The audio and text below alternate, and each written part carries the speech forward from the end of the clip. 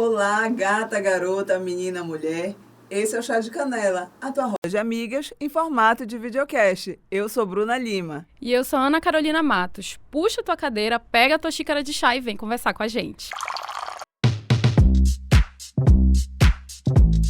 Bom, e no episódio de hoje, a gente entrevista a psicóloga Cláudia Sadala, que é psicóloga clínica e hospitalar, é pesquisadora e mestre em psicologia e doutora em ciências. Obrigada pela presença, por ter aceitado o nosso convite. É uma alegria para a gente estar trazendo essa discussão com você aqui hoje.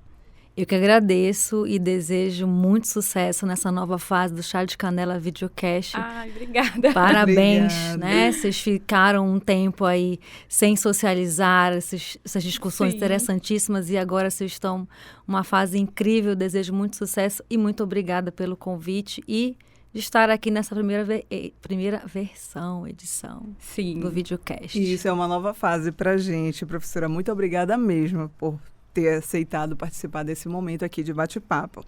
Bom, e para essa roda aqui, a gente resolveu trazer um debate que é muito comum, está em todas as rodas das amigas, em vários ambientes, que é a heterossexualidade.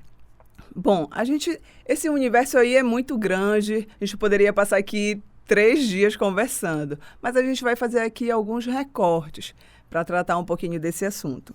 Bom, professor, o que a gente vem percebendo dentro, assim, de observação mesmo, é que tem uma geração nova que vem aí tentando combater, né, essa questão da heterossexualidade como algo predominante, algo de poder e status. A gente percebe hoje muitos adolescentes e até pré-adolescentes fazendo os seguintes discursos. Bom, hoje eu gosto de meninos e amanhã eu posso gostar de meninas. Isso seria uma ameaça à heterossexualidade dos moldes atuais? Para eu te responder essa pergunta, eu vou voltar um pouquinho, né? Sim, muito e importante. vou já trazer uma fala de Freud, onde ele já anunciava que a nossa sexualidade, ele não falou com essas palavras, né? Mas ela tem esse poder de trânsito, ela tem essa possibilidade de transitar.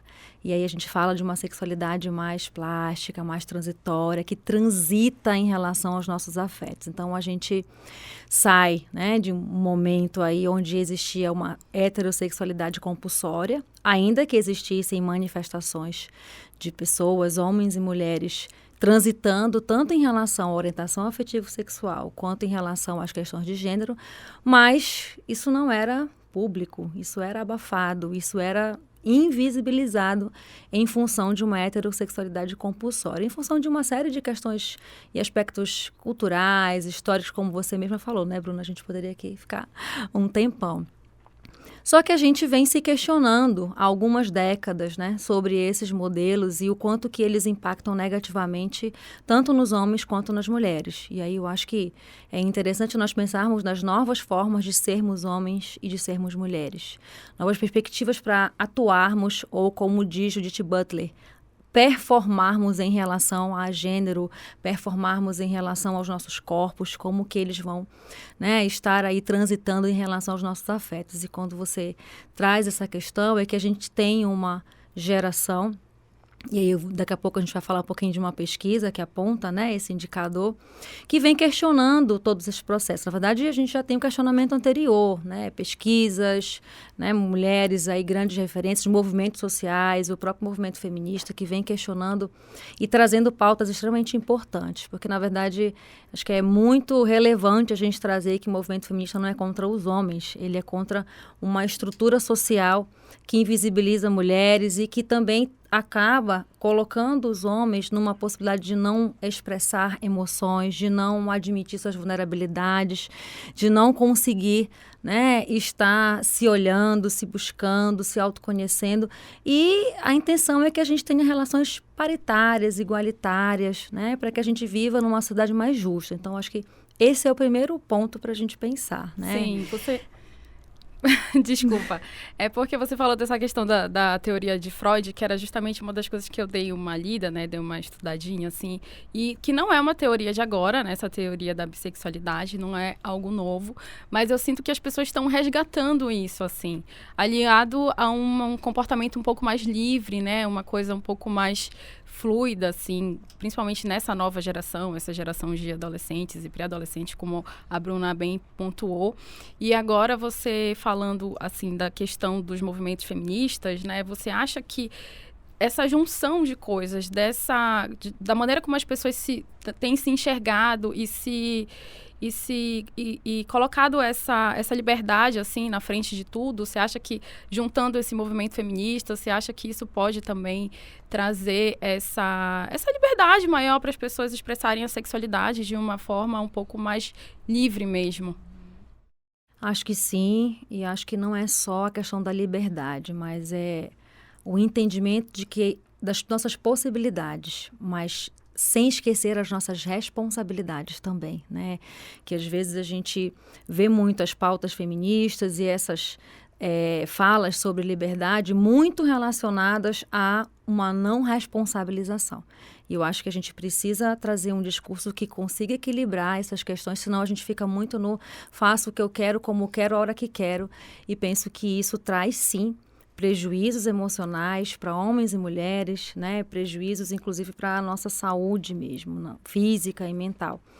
Mas pensar que a heterossexualidade compulsória, ela estava sedimentada numa perspectiva biologicista, ou seja, eu tenho um homem que tem espermatozoide, que vai estar com uma mulher que tem um óvulo, então eles vão estar juntos e assim estaremos procriando e dando continuidade à nossa espécie, né?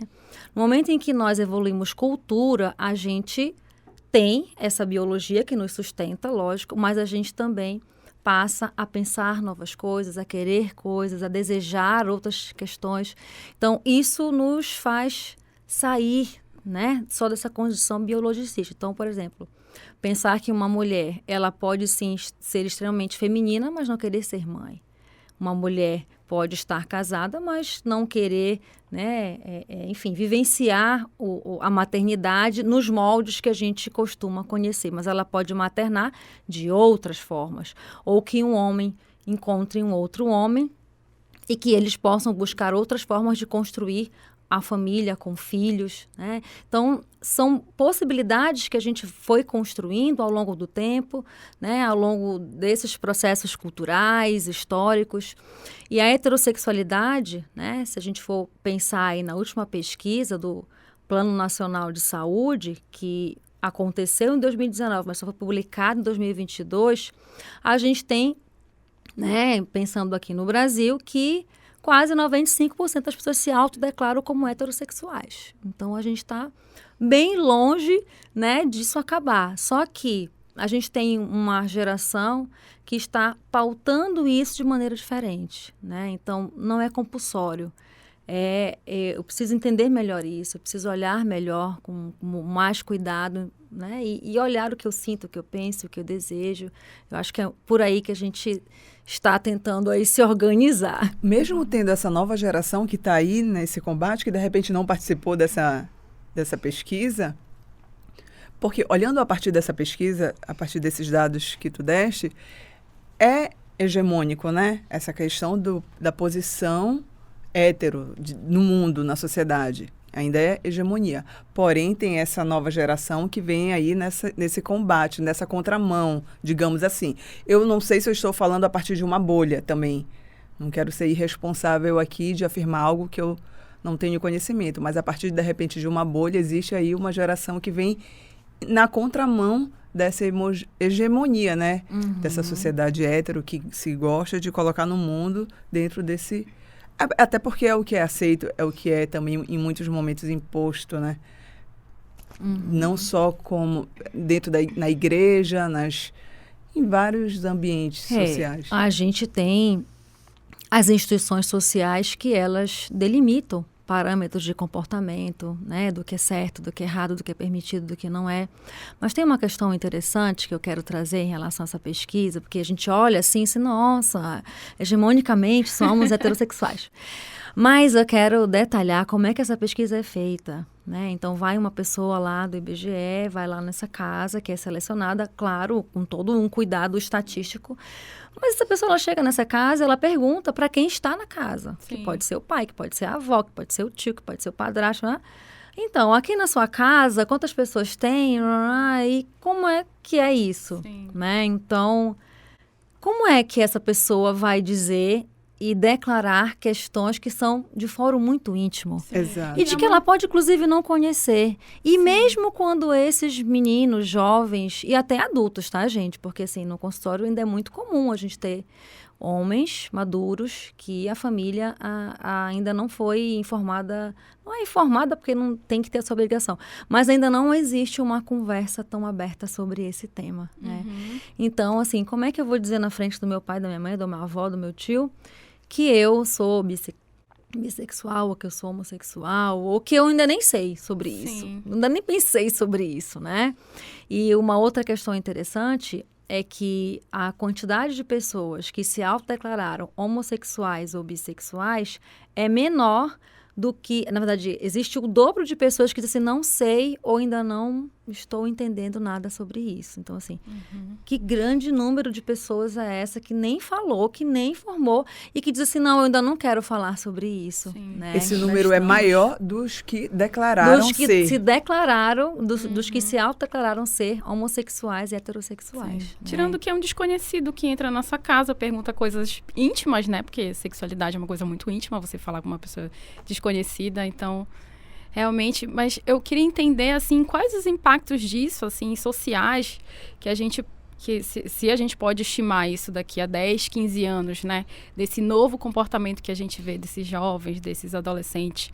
Você consegue estimar, assim, que impactos a gente pode ter socialmente ou de comportamento, assim, como isso impacta na vida daquela pessoa que se sente um pouco mais livre para falar sobre a sua sexualidade ou para não falar também, né?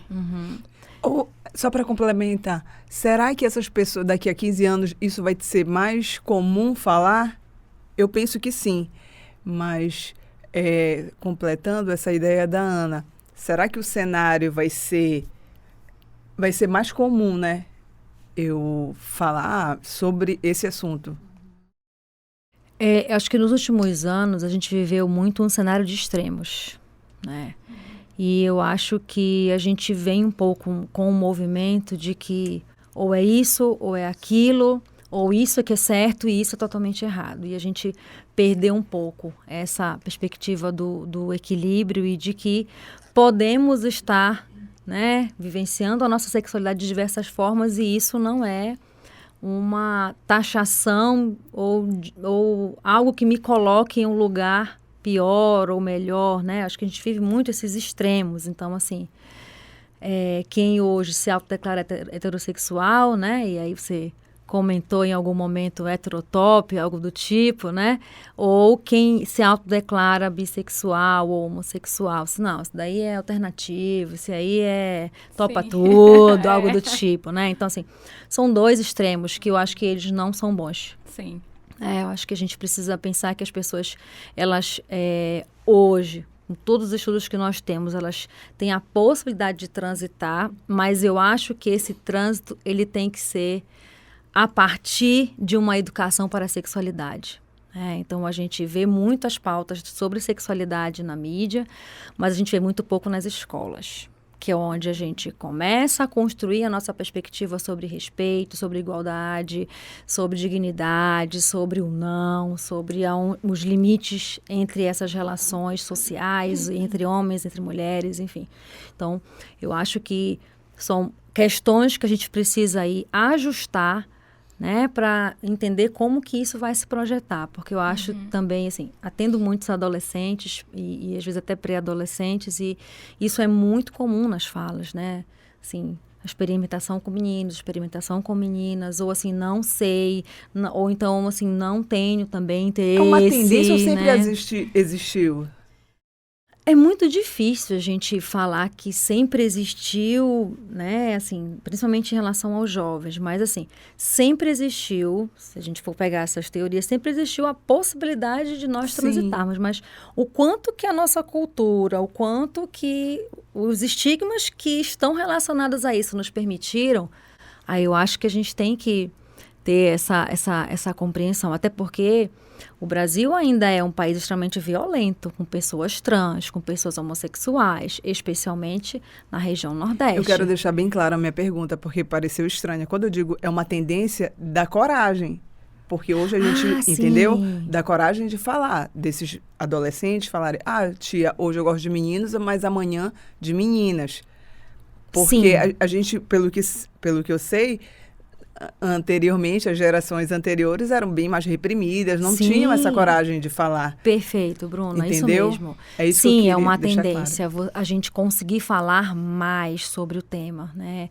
E como eu falei, assim, acho que a escola, ela pode ser um bom dispositivo para a gente melhorar as conversas. Eu acho que só falar de sexualidade, falar de sexualidade de maneira responsável, né? De maneira com que não seja algo assim que eu posso tudo dentro de uns parâmetros, de algumas questões de autorrespeito, né? Porque senão eu vou experimentar porque todo mundo está, né, nesse movimento e como é que eu fico com o meu respeito? E digo isso por questões que a gente observa na clínica, né? E que às vezes o movimento é tão forte que algumas falas que devem levar a pessoa a se sentir acolhida, às vezes, podem levar a ela ser compulsoriamente a vivenciar alguns processos que, de repente, nem ela está disposta ou preparada pelo nível de maturidade.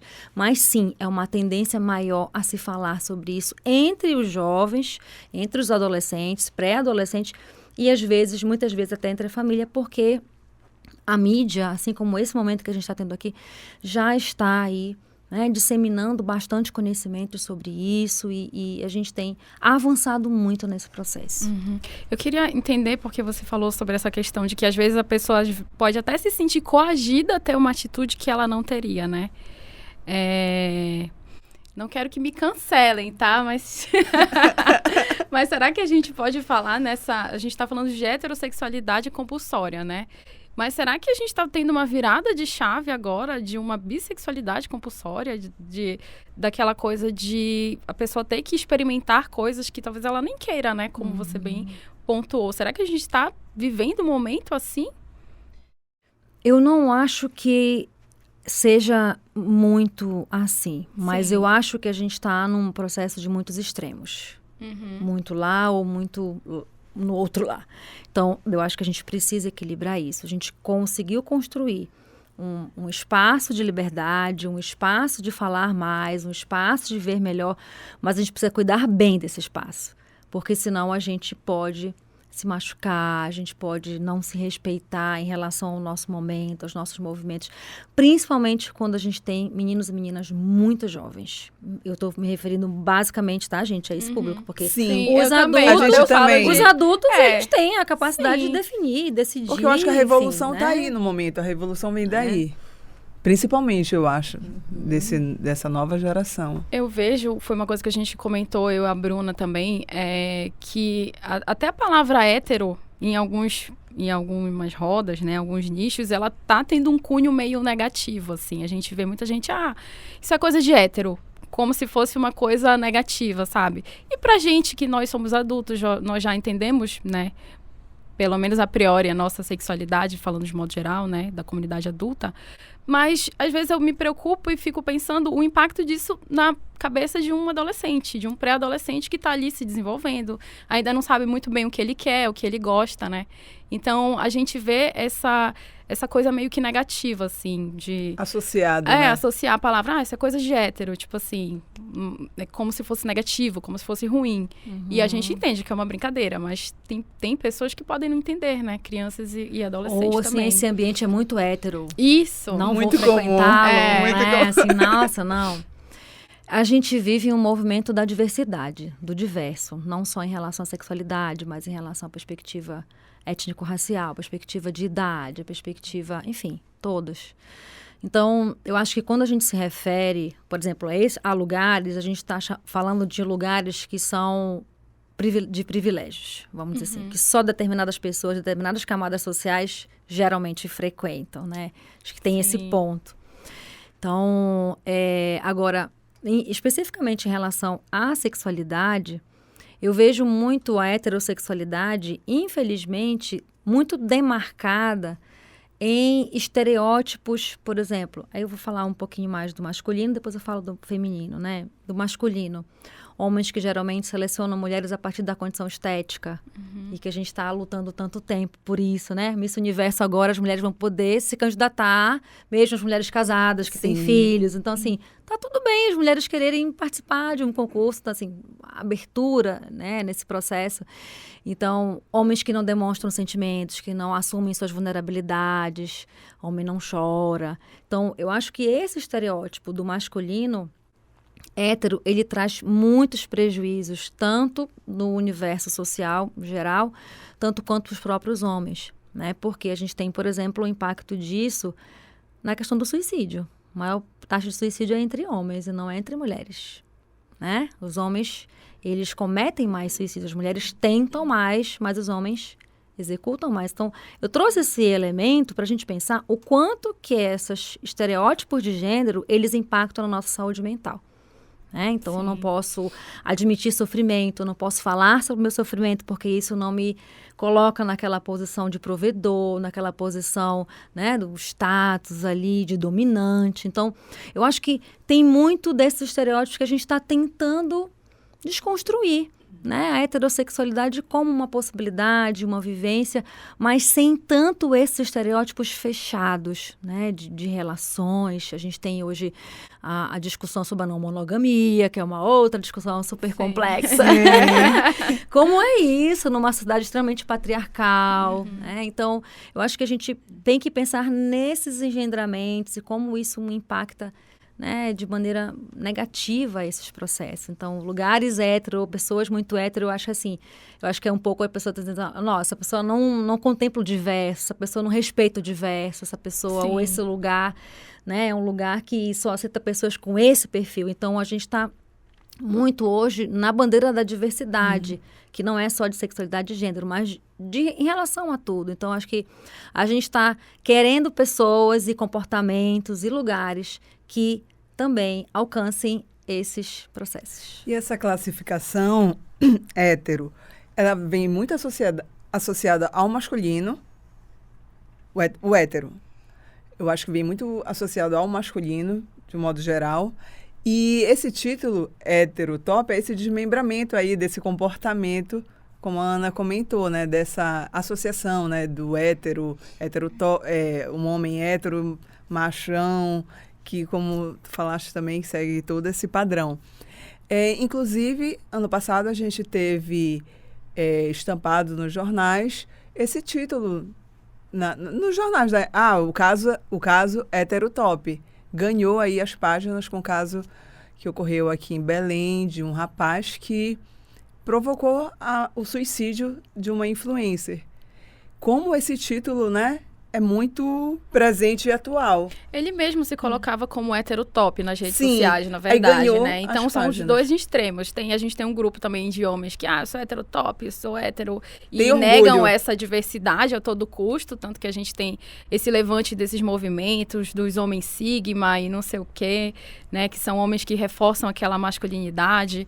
E a gente tem também esse outro lado de pessoas aversas ao mundo hétero, né? Digamos assim, é como se fosse são dois extremos, como você bem está pontuando, né? Um mundo de extremos, assim, é 8 ou 80. Ou é bem ou é mal, ou você é isso, ou você é aquilo. Você não pode ali assumir uma posição de neutralidade em nada, né? Aparentemente, no mundo que a gente está hoje. Eu acho que esses debates, eles têm muita responsabilidade, sabe? Para a gente justamente trazer informações que sejam relevantes, que alcancem as pessoas e que tragam uma condição de entendimento e de equilíbrio, Acho que a gente precisa pautar as nossas discussões relacionadas à sexualidade, né, à orientação afetivo-sexual, gênero, muito com essa responsabilidade, né, de entender que a diversidade está, inclusive, na minha orientação afetivo-sexual ser heterossexual. Sim. E o fato de sermos heterossexuais não quer dizer que somos contra a bissexualidade, contra a homossexualidade ou contra qualquer outra expressão. Da mesma forma que alguém que, aspas, não concorde com a orientação afetivo-sexual também não tem o direito de não entender, né, todos esses processos, de não buscar aprender, de não buscar ler, de não buscar estudar, né, e de compreender todos os processos sociais, os prejuízos, os preconceitos que assolam também essas questões, né, porque a gente não está falando de uma expressão de sexualidade que é aplaudida. Ele é aplaudido dentro de algumas bolhas. Né? Mas Sim. hoje o Brasil ainda é o país que mais mata pessoas trans. Sim. O Brasil é um país violento, especialmente a parte do Nordeste, né? Então a gente tem muitos jovens que não conversam sobre isso com as suas famílias. A gente tem jovens que são expulsos de casa quando falam sobre essas questões. Então a gente, né, tem que ter essa responsabilidade de entender as consequências de algumas falas, né, de algumas exclusões ou de algumas bandeiras que a gente pode estar aí colocando, né, no sentido do prejuízo social que isso pode trazer mesmo. E, Sim. Cláudia, no teu consultório, esse assunto sobre sexualidade, não, mas vamos fechar em heterossexualidade, em questionamentos, chega muito para ti no teu consultório? Eu não atendo crianças, né? Atendo a partir de 14 anos, então atendo adolescentes, jovens e adultos. Eu atendo muitos homens, né? Interessante, eu sempre comento isso. Eu atendo mulheres, mas eu também atendo uma quantidade interessante de homens. Então, é interessante que eu transitar nesses processos todos. Então, atendo homens heterossexuais, mulheres heterossexuais e população LGBTQIA+, também, né? Então, geralmente, assim, os adultos, quando eles já vêm com as questões mais organizadas, mais, né, dentro de um entendimento. Às vezes, a família, ela já tem todo um conhecimento, um acolhimento, enfim. Já os meninos, os adolescentes, sim, eles trazem muito, né, essas questões. E uma coisa que eu tenho muito compromisso, responsabilidade, sempre assim, calma. Você... O que você sente? É porque fulano... Deixa os fulanos sentirem o que eles precisam sentir. E você? Como que você se sente? Como é para você viver isso? Como é que foi essa pessoa fazer isso, falar isso com você? O que você sentiu? O que você percebeu? Às vezes... muitas vezes, não é um tema conversado em casa e às vezes dizem, olha, eu descobri que meninas poderiam gostar de outras meninas lá na escola, quando a minha amiga me falou que era apaixonada por uma outra amiga, eu nem sabia que isso podia. Né? Então, a gente pensa assim, nossa, as redes sociais, né, estão aí, todo mundo tem informação. Não. A gente tem informação, mas a gente não tem orientação e formação específica e aprofundada sobre determinados temas. Então, a gente está muito na superficialidade de alguns temas que são temas muito caros, temas muito desafiadores, como é o tema da sexualidade, né? Então, isso sim aparece e eu tenho muito esse compromisso, a responsabilidade, né, de estar pensando como é você, como é a sua constituição, né? Antes do consultório eu trabalhava também em CAPES e a gente atendia uma população trans. Então, as pessoas trans, a trajetória delas, algumas delas achavam que eram, no caso das mulheres, né, lésbicas, depois elas vão entendendo outras questões e atendia uma quantidade importante de adultos com 30 anos, com 27 anos, que foram entender sobre isso naquele momento e que vivenciaram muitas violações porque achavam que era alguma coisa e não era sobre isso, era sobre outras coisas, porque também não recebiam nenhum tipo de acolhimento, nenhum tipo de orientação, né? Não tinham com quem trocar. Às vezes a pessoa que ele trocava era a pessoa que estava com as mesmas dúvidas que ele ou que ela estavam. Então, é um assunto, né, muito delicado, mas assim, que a gente tem que pautar com muita responsabilidade para a gente não embarcar nos extremos. Sim. Né? Senão a gente não contempla todo mundo, porque nós não vivemos nos extremos, a gente vive nesse equilíbrio, inclusive, de quando eu tenho 20 anos eu penso de um jeito, e quando eu tenho 40 anos eu penso e vivo de uma outra forma. Os meus ciclos de vida, os meus contextos, as minhas relações e os momentos que a gente está. Eu tenho 45 anos e na minha casa nunca se falava sobre isso. Minha filha tem 21, a gente já fala muito mais sobre isso, né? Então, a intenção é que a gente fale mais, mas não é só falar, é falar melhor sobre isso. Sim. É falar de uma forma que traga saúde, que traga entendimento, que traga acolhimento para as pessoas. Eu penso assim. Você falou dessa importância da gente levar essa discussão, né? Trazer essa discussão para as escolas mesmo, né? Essa orientação. Por que você acha que até hoje a gente tem uma dificuldade de inserir algumas discussões no ambiente escolar? Principalmente em relação à sexualidade, né? Mesmo quando a gente tem um tema muito discutido, falado nas mídias, ele não deixa de ser tabu. Não deixa de ser, né? E a sexualidade, discutir sobre ela de maneira técnica, não só em rodas, é ainda desafiador. Poucas pessoas discutem sobre isso e poucos profissionais da educação se interessam ou, de repente, conseguem ter acesso a um conhecimento que consiga dar conta daquele contexto, né? A gente tinha uma obrigatoriedade de discussão, não vou dizer obrigatoriedade, mas a gente tinha um estímulo à discussão sobre sexualidade há uns anos atrás nas escolas. Isso foi paulatinamente sendo retirado, porém, os currículos são autônomos de escolas públicas, particulares, sejam municipais, estaduais, enfim. Então, as escolas, elas podem pautar isso, né? Ai, Cláudia, falar sobre sexualidade? Vai falar primeiro sobre o seu corpo. Quem é que pode tocar no seu corpo? Né, sobre quem eu posso autorizar a estar comigo, o não que eu dou, né? A gente vê hoje, por exemplo, como que a gente vai educando, pensando nas meninas e nos meninos, assim, deixa eu fazer isso, pega, eu vou tirar tua roupa, peraí. A gente pega a criança e faz isso à força com ela. O que a gente está ensinando para ela sobre isso? E aí depois ela vira uma jovem, assim, então é assim? Como é que é? Né? Então, o meu pai e minha mãe faziam isso comigo, me tratavam dessa forma, meus pais me amam, então é essa forma que alguém pode tocar no meu corpo, alguém pode, né, de alguma forma me violar. Então, acho que primeira coisa, essa discussão, ela traz uma série de prevenções em relação ao abuso e violência sexual. Porque no momento em que homens e mulheres, porque não é só falar disso com as meninas, né? Uma vez eu fui chamada numa escola, professora, a senhora pode dar uma palestra para as meninas, porque está tendo muita gravidez na escola. Eu falei, posso dar a palestra para os meninos e para as meninas, porque as meninas não engravidam sozinhas, não é mesmo? A gente separa as meninas para uma sala, os meninos para outra, até porque os temas e a forma de discutir é diferente. Eram meninos de 14, 15 anos, então eles têm muito constrangimento de falar.